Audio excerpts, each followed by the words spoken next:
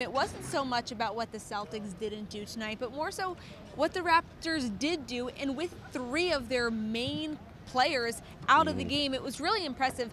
But the Celtics, obviously a lot of defensive lapses, got absolutely killed on the boards, and were out-hustled in transition. And you know what Brad said after the game was the Raptors had a point to prove, especially after what happened in that noontime Christmas Day game up in Toronto. That was a bit of an anomaly for the Celtics on the good side and on the bad side for the Raptors. Raptors looked a little bit tired on Christmas Day. That was not the case here on Saturday night. The Raptors came out with the energy. They took it to the Celtics from the opening tip, and that was really evident, I thought, in the way the Raptors got out to several big leads, even though the Celtics countered each time. Yeah, absolutely, Charlie. I think it's easy to forget, too, that this Raptors team, they're trying to stay afloat in the Eastern Conference without their best player, you know. Right.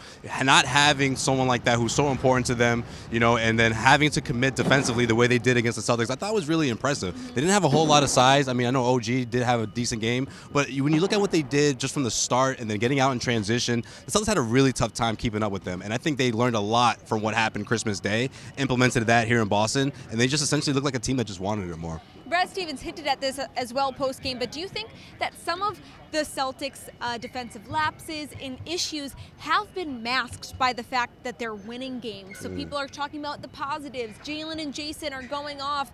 Kemba Walker's great. But there have been issues that haven't been highlighted because of the wins. Well, you know, and that's what Brad said about the Cleveland victory just 24 hours before this loss to Toronto. He wasn't impressed. Yeah. He was not impressed with that, and everybody was talking about Jalen and obviously Jalen and Jason. Yeah. Right. After that game, Brad, the coach, was looking at the number of leakouts and the breakouts that the Cavaliers had, the number of easy baskets, and the lack of defensive intensity that the Celtics showed in that win against Cleveland. Yeah, I mean, getting back on defense in transition, I thought really crushed the Celtics. You know, Brad talked about it, those uncontested shots, those easy, you know, two-pointers, and, you know, getting in that momentum and grabbing it back was really hard for the Celtics, especially in the second half. You know, there was that buzzer beater that really got things going, kind of got the crowd into it, woke them back up. But then right when the game started back up again in the second half, the Raptors took it right to the Celtics with a huge run. The Celtics did manage to respond with a run of their own, but the Toronto Raptors continued to buckle down defensively and always had the answer, and the Celtics never led in this one. Yep. Not once.